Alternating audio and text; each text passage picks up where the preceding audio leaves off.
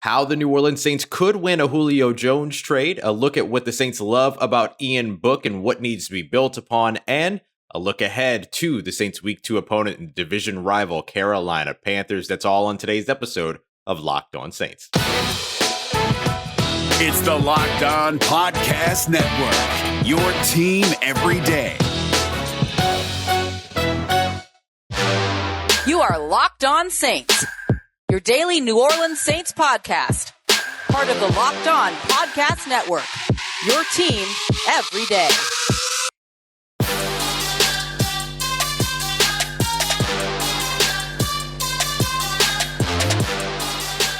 What is good, Who Dat Nation and Who Dat family? Welcome into another episode here of Locked On Saints, part of the Locked On Podcast Network. Whether you're listening on your favorite podcast app or watching on YouTube, don't forget that we're here with you every single Monday through Friday, 5 days a week, covering your New Orleans Saints. On today's episode, we've got to start with the Julio Jones trade. It is Twitter Tuesday, and the question that I'm being asked the most is, could the Saints end up with the 7-time Pro Bowler? I'm going to give you the simple reason why the answer is no, but the Saints could still win this trade. Then we'll take a look at Ian Book and what Jeff Ireland had to say about the Saints' surprising 4th-round selection before wrapping up today's show as we go through the 2021 schedule and look at what's changed ahead of the Saints' Week 2 matchup against the Carolina Panthers, division rival in the NFC South, not looking so familiar this season. As always, I'm your host, Ross Jackson, at Ross Jackson Nola on Twitter, Deputy Brand Manager with Canal Street Chronicles, and your Tuesday co-host over at the National Locked On NFL podcast.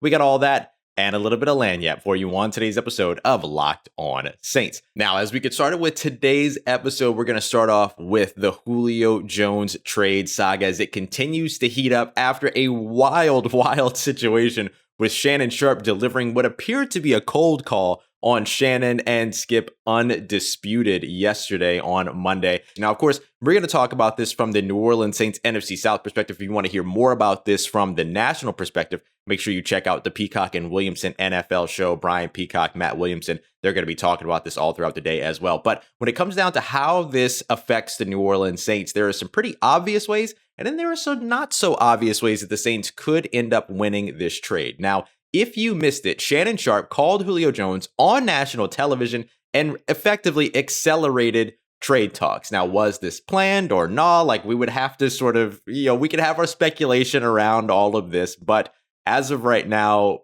it's kind of irrelevant, right? About whether or not this was a planned stunt. Regardless, the news is out and Julio Jones is also apparently out in Atlanta. So either way, it looks like that is the scenario for the Atlanta Falcons and Julio Jones. But where is he going to head? Let me be very clear about this.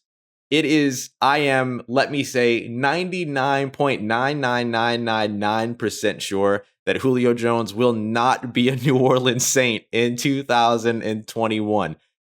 Big trades amongst rivals within a division simply don't happen. Donovan McNabb is really the last one I can think of back in 2010, where he was traded from Philadelphia to the Washington football team. And in that, the Washington football team traded a 2nd-round pick for that year and a 2021 4th-round pick the year ahead. Effectively, the Eagles maximized the 2009 Pro Bowl season out of Donovan McNabb after years of sort of wavering play, and then eventually moved him out at 33 years of age. Now, Jones is not that volatile an asset, so trading him within the division because you don't have options elsewhere just simply won't be a reality for the Atlanta Falcons. They're going to be able to move this receiver. And even if the Saints can't land him, which again, I am highly certain that they will not land Julio Jones in a trade. Whether or not I'm trying to just wish this into existence remains to be seen, but I truly don't believe that it's going to happen.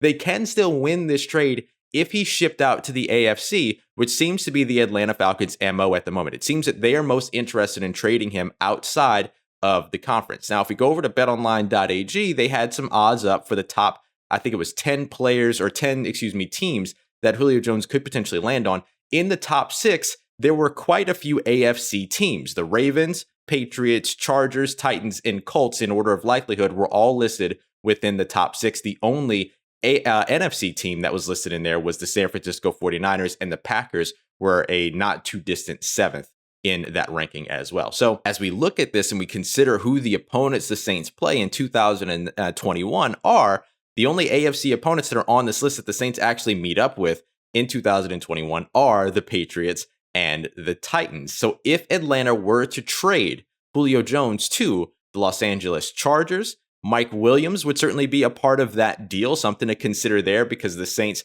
have struggled a little bit against Mike Williams, except for when it came down to a big fourth down tackle by Marshawn Lattimore, of course.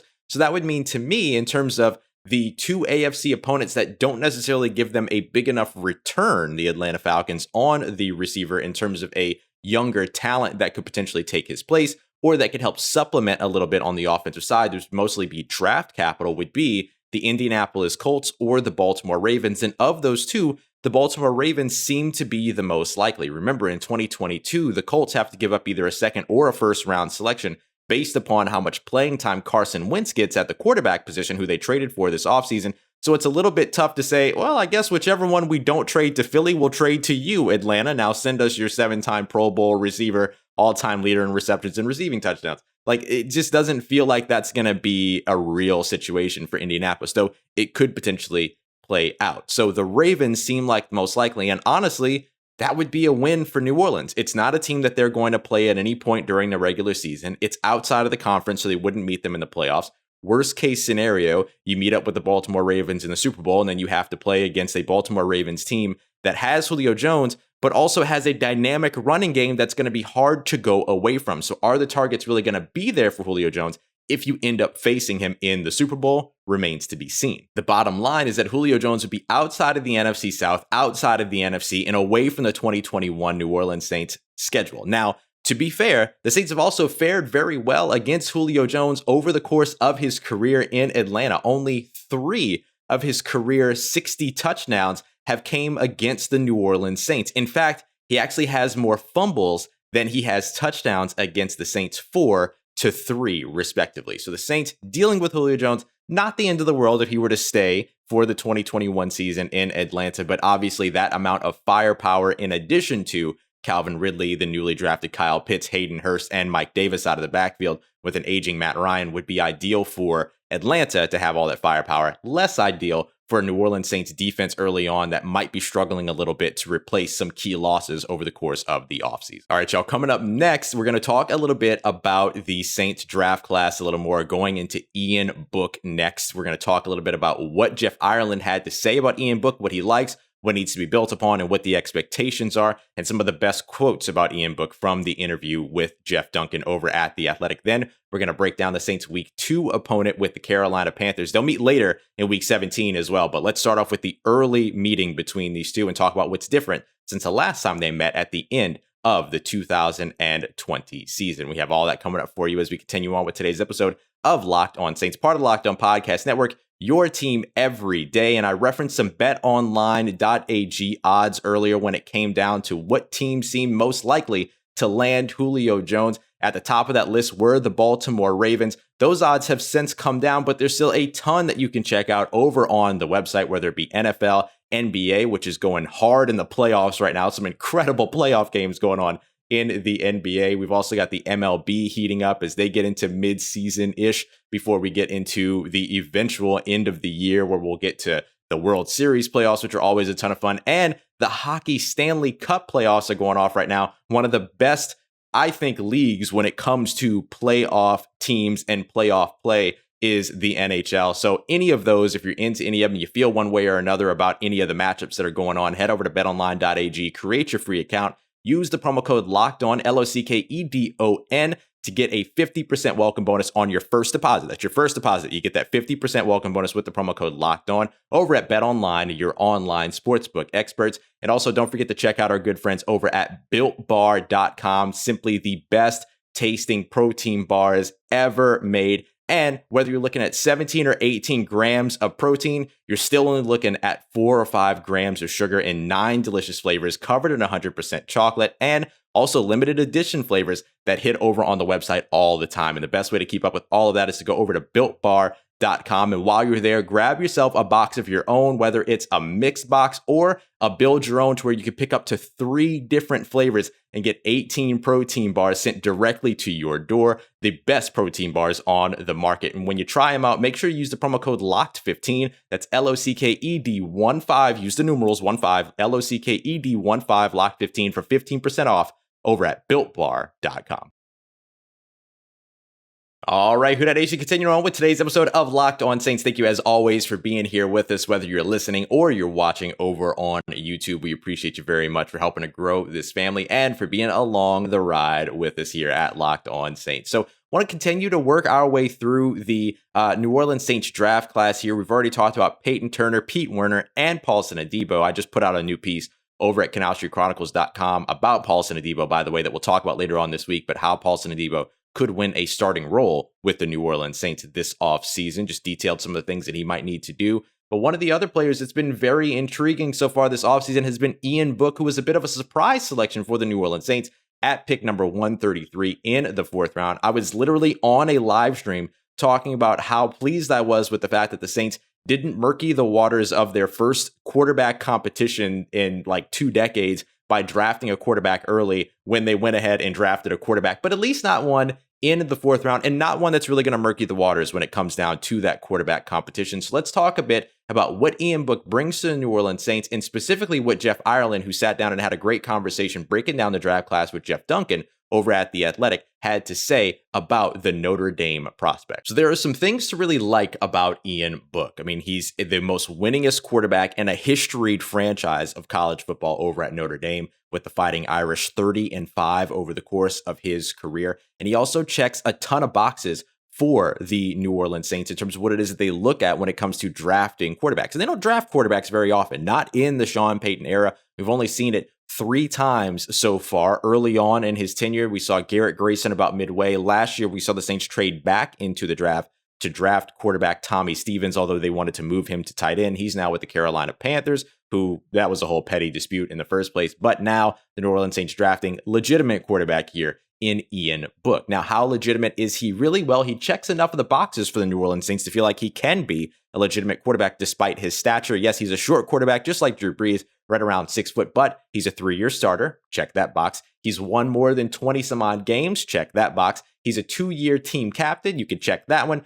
2-to-1 interception ratio as well, or better than. He's actually got a better than 2-to-1 interception ratio. So he checks all those boxes. And one of the things that Jeff Ireland said that they like most about him is the fact that he can play out of phase. When a play breaks down, he's able to improvise and make something happen and make plays. We certainly saw that with him at Notre Dame. It might be one of the things, though, that you should keep an eye out on, because there's a bit of a misconception right now about the New Orleans Saints really wanting a dual threat quarterback, a Lamar Jackson or Russell Wilson, somebody like that, when really it seems like what they're really moving towards, considering the way that they've deployed and utilized Taysom Hill and what they've tried to stress is necessary for Taysom Hill, as well as something that we'll talk about here for Ian Book in just a moment, is that they're trying to get a pocket passer that has mobility. Think a Patrick Mahomes type, think a Taysom Hill type in terms of what it is that they did with him. Even a Jameis Winston type who does have the ability to get away from some pass rushes and pick up some yards with his legs, although he's not the fastest guy and he's certainly not a run-first quarterback. This is where a little bit of a misconception comes in when it comes to the New Orleans Saints and what it is that they want to do. It would be a little bit ridiculous for the Saints to turn around and completely fold up their playbook from the last 15 years with Sean Payton and say, we're throwing all of this out and we're going to use a run-first dual threat quarterback, or at least a run to, let's say, a run to pass ratio of 1-to-1 type dual threat quarterback, right? What they're interested in is, can you create if a play breaks down and receivers aren't open? And that's one of the things that they do like about Ian Book and one of the things that he can do. However, it's something that still needs to be built upon in terms of understanding how to best deploy and use that skill set. So one of the things that Jeff Ireland specifically said that Ian Book needs, or that they need to build upon when it comes to Ian Book, is his ability to be able to step up in the pocket and trust what's in front of him. Now, this is a really, really key phrase, because when I say that, the person that should immediately pop into your head is Drew Brees. That's exactly what Drew Brees did, right? He has the 6 foot stature, so has a little bit of trouble seeing downfield. So you saw him always step up into the pocket as opposed to escaping away or trying to retreat. You always saw him step up into the pocket, and Drew Brees was a spot thrower, right? This is something we've always known about him. We just saw him working on it with Russell Wilson just this past weekend, working on trust tosses or spot throws with Russell Wilson during this offseason. So that is something that they want to work with when it comes to Ian Book as well. Can you step up into the pocket and throw to a spot and trust that the receiver is going to be where the receiver is going to be? Remember, one of the things that Sean Payton does extremely well is schemes wide receivers. That's something that you have to have a quarterback that is going to be able to trust the process and trust that that receiver is going to be where they need to be. And all you have to worry about is the spot you have to throw that ball, just like Drew Brees. So this is one of those other things that makes me sort of want to point out the misconception that the Saints are interested in transitioning to a dual threat quarterback. They want a pocket passer. They want somebody that can step up into the pocket. They want somebody that can make the right throws, that can be precise, and that can also maybe create with his legs should he need to if a play breaks down and that they can't trust that that play is going to be there, or that receiver isn't there, or there's some miscommunication, or just good defensive coverage, but 5 yards of green grass ahead of them. Take advantage of what's in front of you. That has always been a part of what the New Orleans Saints have always been about. Take what the defense gives you. A quarterback with legs, a quarterback that can make good decisions. He's able to maximize exactly that principle with the New Orleans Saints offense. Now, can Ian Book be the guy that does that and develop into that role? That remains to be seen. And we'll close out with Ian Book here, talking about some of Jeff Ireland's best quotes from this interview. One of the things that he said here, I'm just going to read this off. I know that he can come in and be a good backup and provide really good snaps. He's going to be, he's not going to need a ton of extra coaching. You're not going to have to spend time with him when you're trying to prepare a starter. He's played a lot of football. He's a winner. He's instinctive. He's a gamer. So you can already see the line being drawn there, right? He's going to be a good backup. He's going to give you some good snaps. He's not going to take away from your focus while you're trying to prepare a starter over on the opposite side or over on the other side of the field. That, to me, tells you exactly what the expectation is for Ian Book, which is that he's going to come in and compete to be a backup, probably with Trevor Siemian. You'll see two quarterback battles throughout the course of training camp here, more than likely. And that is going to be the expectation for him. Although we have heard from Sean Payton that there's no sense in putting a ceiling on any player that they select. One of the other quotes that I'll read off here to close out, I probably heard more from people giving me compliments about the Ian Book pick, said Jeff Ireland. People that I trust and know football, they love that player. He said something similarly about Peyton Turner as well, but it seems that the NFL circles are a big fan of the Saints selecting Ian Book, and were apparently a big fan of the player himself. So the Saints might have gotten away with something there in the fourth round at pick number 133, but don't expect Ian Book to come in and compete for a starting role. Expect him to come in and fill a role along with the New Orleans Saints quarterback room that is still pivotal, but he's not going to come in and challenge to be a starter right away. But still good stuff for the New Orleans Saints and their vision for a clearly talented player that just has some things to build upon. All right, now as we wrap up today's episode, we're going to turn the page now to the 2021 season, taking a look at the schedule. The New Orleans Saints will take on the Carolina Panthers, division rivals, in week 2. What does it mean to meet that team that early? We'll talk about it up next here as we continue on today's episode of Locked On Saints, part of the Locked On Podcast Network, your team every day. And every team around the NFL is undergoing changes, draft classes, potential trades being talked about with Julio Jones, so on and so forth. So with all of the mobility and all the things going on and changing around the NFL, it's worth considering too that there are some changes going on in the seasons and how that could affect your vehicle. Talk about mobility. Well, what if you're not able to be mobile at all? Well, good place to get started with all of that is over at rockauto.com. They're an online business that's been helping auto parts customers for over 20 years. They know exactly what they're doing, and they have a massively expansive catalog that you can find on their website. You just go through and let them know what your make, your model, as well as the year of your vehicle are. And then you let them know what parts you need, and they're going to give you several different options of that part, piece, or accessory, all at a fraction of the price of what you're going to pay at one of those chain stores around the corner who charge you a different price as a do-it-yourselfer than they charge for the wholesale commercial buyers. Don't have to worry about any of that over at rockauto.com, and you can do it all from the comfort of your own home as well. So go and check them out, and don't forget to let them know that Locked On sent you by writing Locked On in the How'd You Hear About Us section right under the shipping information at checkout. It's Rock Auto, amazing selection, reliably low prices, and all the parts your car will ever need. Let's get it, family. Wrapping up today's episode of Locked On Saints. Turning the page now to the 2021 NFL schedule for the Saints, who are going to be taking on division rival Carolina Panthers week 2. They're also going to be taking them on again in the penultimate week of the season, week 17, but we'll come back to that because there's going to be a whole different list of questions at the end of the season than there are here at the beginning of the season. So let's start off with the last time that these two teams met. It was a big game for the New Orleans Saints, week 17, 2021 year, but 2020 season, of course, in Carolina on the road. The Saints walked away from that one with 5 interceptions against the Carolina Panthers, both Teddy Bridgewater and PJ Walker taking substantial snaps at the quarterback position, including, mostly because of an injury or at least some discomfort that Teddy Bridgewater was experiencing that kept him out during the second half. Alvin Kamara was out. In fact, the entire running back room for the New Orleans Saints was out, but thankfully Ty Montgomery, who had been signed in the offseason, was working out as a wide receiver throughout most of the season, so he was able to just be redeployed as a running back and came in and racked up over 100 rushing yards in that game, couple of receptions as well. A 33-7 victory for New Orleans to cap off a 12-4 playoff-bound season. Now, how did the season end for the Carolina Panthers? Not as glamorously. 5-11 on the season. Remember, only 16 games last year. Third in the NFC South, so they still topped the Falcons, who really, really struggled throughout the 2020 season. Now, what was the biggest loss for the Carolina Panthers in terms of player personnel since the last time that these two teams met? Well, we'll start off with two of them over on the offensive side. Curtis Samuel, the wide receiver, who's extremely versatile, had 77 catches for 851 yards and 3 touchdowns in 2020, but also ran the ball 41 times for 200 yards and another 2 touchdowns on the ground. That versatile chess piece for Joe Brady and the Carolina Panthers is now with the Washington football team. And another big versatile piece is also out on the offensive side in running back Mike Davis, who stood in pretty valiantly in place of Christian McCaffrey, who was hurt for the majority of the 2020 season. He ended up running for 642 yards and 8 rushing touchdowns, but he also added 59 catches, which is just kind of wild, honestly, but 59 catches for only 373 yards, but also added 2 receiving touchdowns. It was 8 total rushing and receiving touchdowns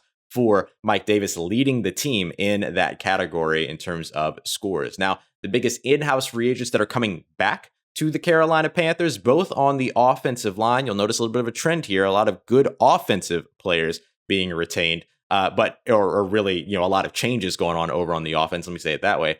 Taylor Moton, the right tackle, was franchise tagged. He's probably the Carolina Panthers' best offensive lineman, potentially even their best player from 2020. So they did a good job retaining him. They'll have through July 15th to extend him and potentially give him a long-term contract, much like the Saints timeline with Marcus Williams. You can also look at the offensive guard, John Miller, who they re-signed to a 1-year deal. He started 14 games on the interior for the Carolina Panthers, a really good keep for that team there. Good retention for them along the offensive line. They also had some big additions in the NFL draft as well. J.C. Horn, the corner out of South Carolina, who was a New Orleans Saints target. Terrace Marshall, a wide receiver out of LSU, reunites with Joe Brady after an electrifying 2019 season in Baton Rouge. He was reportedly a target for the New Orleans Saints. And offensive lineman Brady Christensen, coming over from BYU, another team that Joe Brady has some experience with. But the biggest offseason story for the Carolina Panthers, without a doubt, was trading for quarterback Sam Darnold, and then,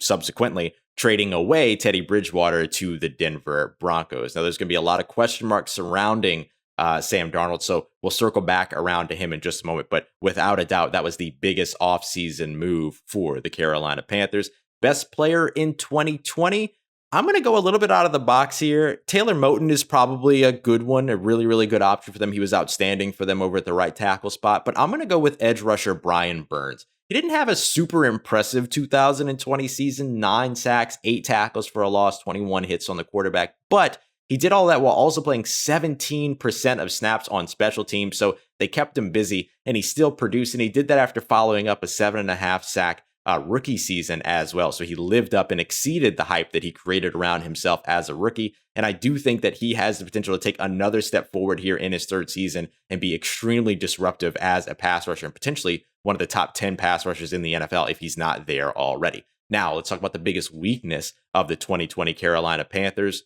Let's go back to the quarterback position. It was very, very weak last year at that quarterback position. Teddy Bridgewater played about as well as he could, just had some issues in the red zone as well as in 2-minute drill situations. Come to find out, apparently Matt Rule didn't practice those. The Carolina Panthers didn't practice those very much, according to Teddy Bridgewater. Who knows how true that is, but the Carolina Panthers certainly haven't refuted it. But now they've swapped over to Sam Darnold in the hope to be able to fix him. But fixing him after 3 years of bad play is not going to be easy. Over on the defensive side, 2 big weaknesses there. Run defense, 20th in the NFL in 2020 in terms of rushing yards allowed, and only 7 interceptions. So really the takeaway game for them. Really struggled. 7 interceptions in 2020, tied for the second fewest in the NFL.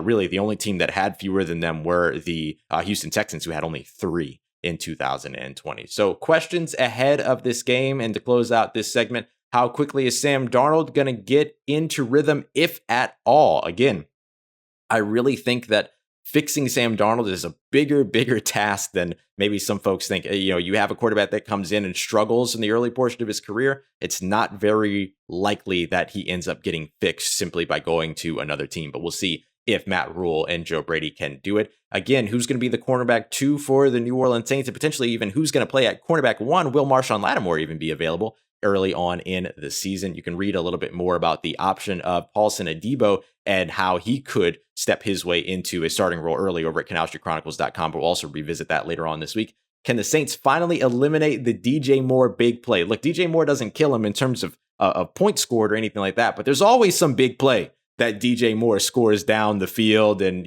some big busted coverage or something he's able to take advantage of. It happens every season. Now you've got Sam Darnold there. Don't make it any easier on him than it needs to be. How healthy will Christian McCaffrey be, and can the Saints keep him contained? He's coming back off of a major injury in 2020, or that he suffered in 2020. How effective is he going to be coming into 2021? And how effective will the Saints run defense be after losing some players, 3 players who got the top 6 snap counts on that defensive line coming out of 2020? And is the starting quarterback for the New Orleans Saints, if they struggle in week 1, is facing a familiar opponent actually going to be helpful? We know that Taysom Hill has game planned and has been a part of game plans going up against the Carolina Panthers before, even though he hasn't been a quarterback against them yet. He's still familiar playing against that team within the division. And Jameis Winston has played the most passing snaps against the Carolina Panthers than he's played against any other team in his NFL career so far, with 329. All right, y'all, much more coming up throughout the week here on Locked On Saints. Tomorrow is Wednesday, so we're going midweek fundamentals. We're going to go back over to the defensive side, and we're going to talk now more specifically about the defensive line. What is a 1 tech versus a 0 tech versus a 3 tech? We're going to take a look at defensive line techniques tomorrow, and which players for the New Orleans Saints can play which of those roles and how often they did so in 2020, because we saw a ton of rotation for that team. And we'll also talk about more of the big news around the New Orleans Saints and continue to keep you up to date with everything going on with your favorite team. Now you can go and check out the Locked On Today podcast. Today, they're talking about the Milwaukee Bucks. They left nothing to be questioned on Monday night. They're also continuing to talk more about all the news you need to know around sports in less than 20 minutes every day. The Locked On Today podcast, wherever you get your podcasts. As always, y'all, I am your host, Ross Jackson. I am so grateful and so thankful for everything that you have done, whether you're watching, listening, sharing, rating, reviewing, subscribing, whatever it is that you're doing to help grow this family. I'm eternally grateful, and I appreciate you so much. Remember, you can follow me and hit me up on Twitter at Ross Jackson, NOLA. Hit me up. Let me know how the family's doing. Let me know how you live. Let me know how your mom and them and trust you, that nation. I'll holla at you.